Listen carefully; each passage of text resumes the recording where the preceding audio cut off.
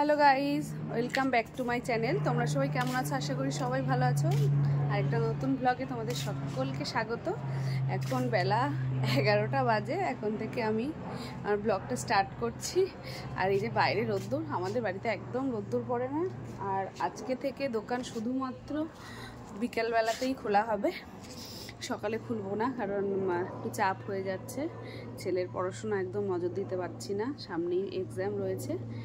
তাই বাড়িতে থাকলে যাওয়া হয়। ঘুম থেকে উঠেছি তো অনেকক্ষণ আগে, মার সাথে বকবক করতে করতে। এই জাস্ট উঠে ব্রাশ করলাম, করে এই যে ব্রেকফাস্ট নিয়ে চলে আসলাম। পাশেই জেঠি বাড়ি নেই, জেঠির এই সিঁড়ির সামনের ভীষণ ভালো রোদ্দুর পড়ে। মাকে বললাম যে যাই, ওখানে নিয়ে গিয়ে খাই সোয়াবিন আলুর তরকারি আর রুটি। এটা খেয়ে আজকে দিনটা শুরু করি। তো এরপর আজকে অনেক কাজ আছে। সকালে দোকানটা খুললে কি ম্যানেজ করে সব আসা যায়। আমি এখন যাবো আবার দোকানের জন্য একটু চিকেন আনতে। আবার দোকানটা খুলে টুকটাক কিছু কাজ আছে, জল ফল ভরতে হবে, কারণ বিকালে যখন যাব জল পাবো না। তো কাজ ফাজ গুছিয়ে রেখে দিয়ে আবার ছেলেকে আনতে হবে। তো চলো ব্লগটা পুরো দেখতে থাকো, আজকে সারাদিন কি কি করছি। চলো খাওয়া দাওয়া করে নিই, আবার পরে দেখা হচ্ছে।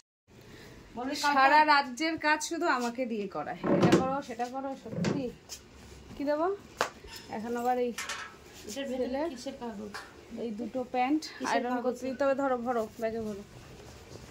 আবার মায়ের ওষুধ আনতে হবে, এনে ছেলেকে আনতে যেতে হবে। আবার এসে ঠাকুমার মৃত্যুবার্ষিকী আজকে, তার মালা আনতে হবে। খুব হাঁপিয়ে যাই, বাড়ি থাকলেই না মানে আমার শান্তি নেই। কাজ করো, শরীর ভালো থাকবে। এইসব বাতে মন ভালো থাকো, খালি বাতেলা কাজ করিয়ে আর মাংস আমার এক করে ফেলছে। শান্তি পেলাম না জীবনে, আর খেতেই গেলাম সারা জীবন। তো চলো থাকতে দেখে। হ্যাঁ চুপ করো ভাই, চুপ করো, আর জ্ঞান দিতে হবে না। তো চলো বেরোই। আমাদের দাঁড়া দেখ জানে যাবো, গামছা নিয়ে নিয়েছে। আমাদের এখানে পাশের বাড়ির কাকি নৈহাটির বড় মার ওখানে গেছিল।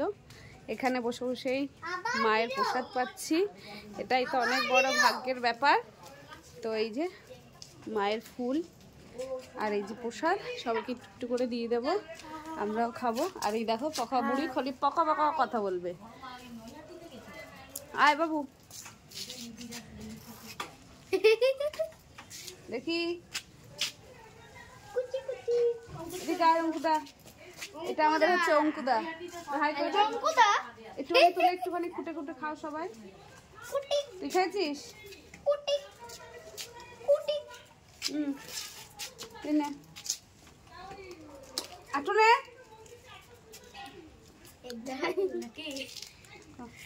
নমস্কার করে খেতে হবে।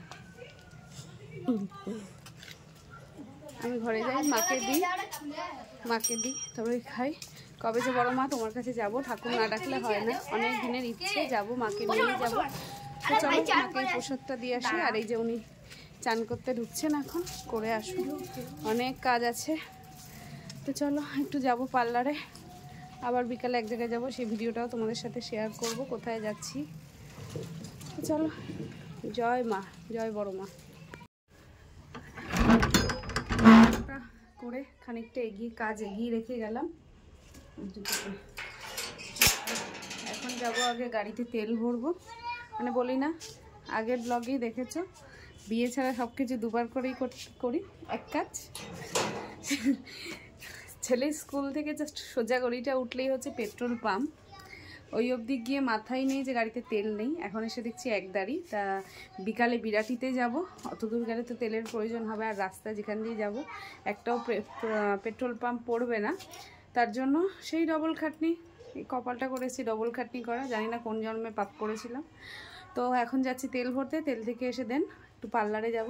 এই ভুরুটা দেখো, পুরো বন মানুষের মতো অবস্থা। এরম থাকলে না আরও নিজেকে পাগল পাগল লাগে। তো যাই হোক, বেশি কথা বাড়বো না, 4:30 বাজতে যাচ্ছে। আগে তেল ভরে চট করে কি ভুরুটা তুলবো, একটু কাটিং শাটিং করবো, চুলের ইচ্ছা আছে। দেখা যাক যদি ফাঁকা থাকে তবে। তো চলো বেশি কথা না বাড়িয়ে এগিয়ে যাই। মানে পাগলুকে আমি সেই কত ছোটবেলা দেখেছি না, আর পবনদের কাছেই তো পবনদের কাছেই তো মানুষ হলো। পবনের মাকে তো মা ডাকে। এবার এইবার কালীতে দুর্গাপুজোর সময় হুম, নানু কাকুর সাথে বেরিয়েছে। মানে পবনের বাবার সাথে। হুম। তা আমি বলছি কে গো কাকু, বাচ্চাটা চেনা চেনা লাগছে। বলে আরে পাগলু, চিনতে পারছিস না, বড় হয়ে বড় হয়ে গেছে। গেছে, তো 7-এ উঠলো। আমি বলছি, পাগলু তো এখন যায়, হ্যাঁ। প্রায় আমাদের বাড়ি যায়। ওই জন্য চিনতে পারলাম, তুই যেহেতু এ করলি, দেখালি। চুল আশ্রয়নি চান করে উঠে। লম্বা হয়েছে কিন্তু রে, হয়েছে অনেকটা লম্বা হয়েছে। তো গোছটা নষ্ট হয়ে গেছে ঠিকই, গোছ নষ্ট আর কিন্তু পাতলা হলেও লম্বা হয়েছে সুন্দর। দেখতেই পাচ্ছ চলে এসেছি পার্লারে, আইব্রু করে নিয়েছি, করে এবার চুলটা একটু কাটছি। পুরো আগা ফেটে গেছে, পুরো লেজ দেখো নিশ্চয়। আশার মেয়ে লক করে দিয়েছে। তো চলো চুল টুলগুলো কেটে নিই। কি কাটিছি মোটামুটি 15টা বন্ধ করেছি, গুছাতে যেটুকু টাইম লাগে। এখন বাজে 9:30। এই রেডি হয়ে গেছি, যাব অনেকটাই দূরে, তো গাড়ি নিয়ে যাব। ওর বাবার ওখান থেকেই চলে যাওয়ার কথা ছিল, তো আমাদের লেট হয়ে গেছে বলে বললাম বাড়ি চলে আসো, চলো একসাথেই যাই। এই যে 3জন রেডি হয়ে গেছি, চলো এখন আর বেশি কথা বাড়াবো না, কোথায় যাচ্ছি দেখতে থাকবো।